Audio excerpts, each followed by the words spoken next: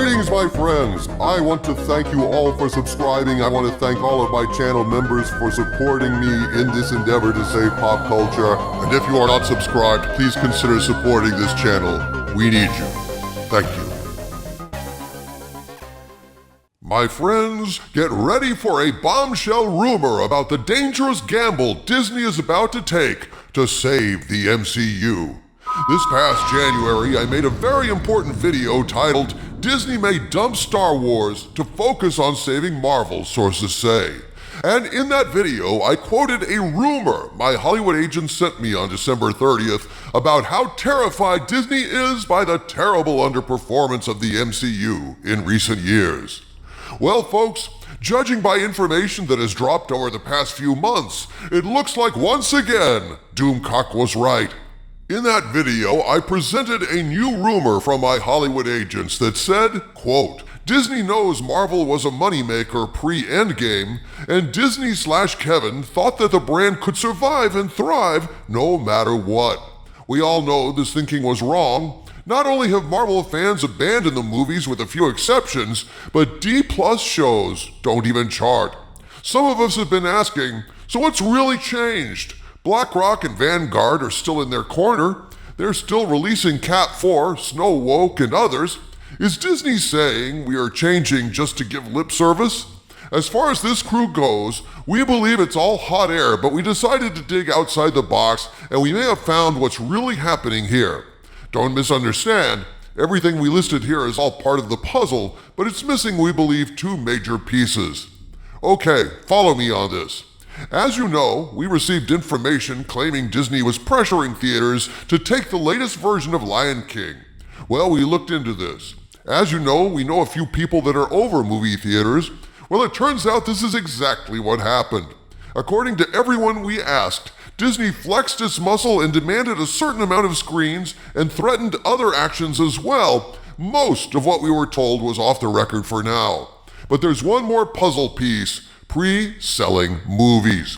We believe Disney's real crisis is they fear that the ability to pre-sell these movies will diminish significantly. Why would theaters be willing to spend the amount of money they have been spending on a movie that may not break $500 million and be on streaming in 2 or 3 months? If Disney wants to remain the big dog, they need Marvel movies to make $800 to $1.5 billion per movie, and right now, Marvel is not doing that, unquote. That was sent to me on December 30th. Since then, Disney has had many more failures. Captain America: Brave New World was another huge flop, losing a lot of money and pissing off theater owners yet again. Thunderbolts is yet another loser, failing so badly in theaters, they've tried to change the name of the movie in the middle of its run. And perhaps, even more surprisingly, Daredevil Born Again bombed, never once charting in the Nielsen's for Disney+. I personally was really supporting Daredevil after 3 episodes in. I thought it was quite good initially, but then I started noticing some very poor pacing decisions, a problem that all Disney+ shows seem to suffer from. Andor, for example, is another show I've been supporting that has a languid and challenging pace and a lot of crap that could be cut and tightened. The difference here is Andor is finally delivering big time towards its final episodes, whereas Daredevil Born Again just petered out until finally I got fed up with it. Typically, in an episode of Daredevil Born Again, you'd get 90% of an episode be boring filler, and then something finally happens after a long wait, it's over in a flash, and then we're right back to boring filler.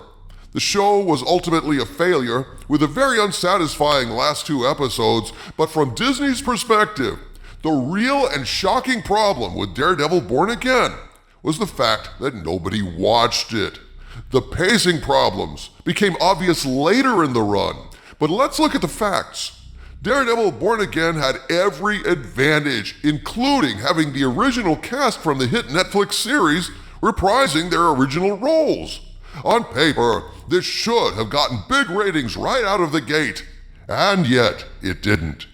Now we know over the course of its run, it never charted on the Nielsen's. It would have made sense that ratings plummeted as viewers got impatient with the slack pace as they got into the series, but hell, They never watched to start with, before those problems became glaringly obvious. So the bad pacing and anticlimactic finale wasn't the problem here. No, my friends.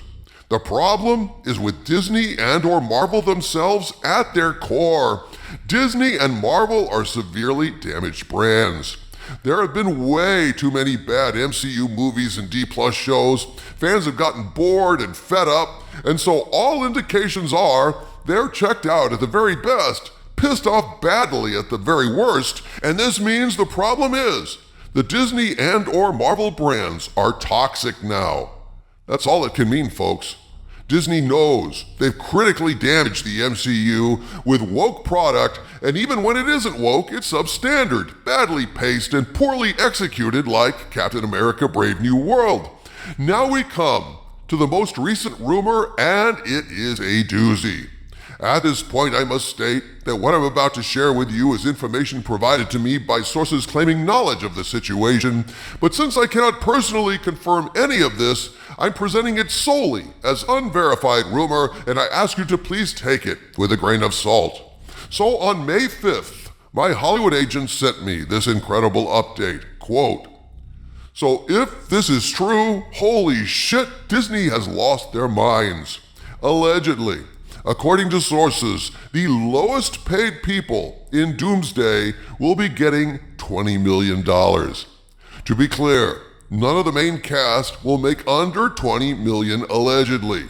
Now we've been told the cost of just the cast will be $400 million to $600 million, just the cast, allegedly. The number of the main cast will be around 35 people in all. This will cover a minimum of 2 movies that will be filmed back to back.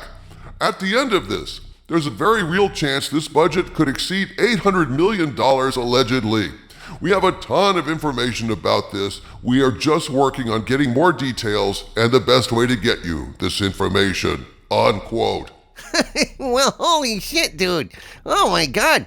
35 people in the main cast? Each one of them getting at least $20 million at least? That is the report.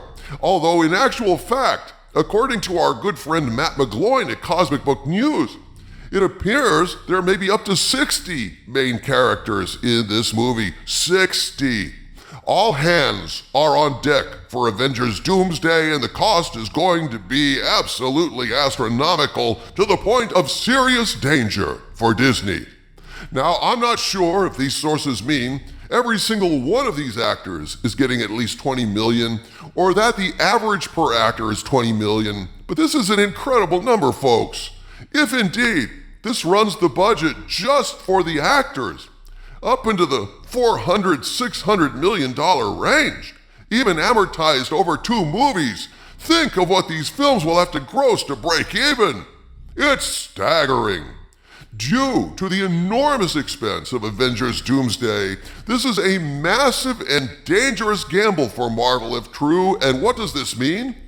It means, as my Hollywood agents previously reported, the MCU is dying, and Avengers Doomsday is a shock paddle applied in desperation to bring it back to life. It's a gamble they see as worth taking and critically needed to revitalize the MCU after years and years of crappy failed movies and shows and fan neglect. Will it pay off? That is the real question. Watch this space, my friends, and go check out the video I did back in January where my team predicted all of this, proving once again Doomcock was right. From the center of the earth, this is Dictor Van Doomcock bidding you all, my friends, stay angry.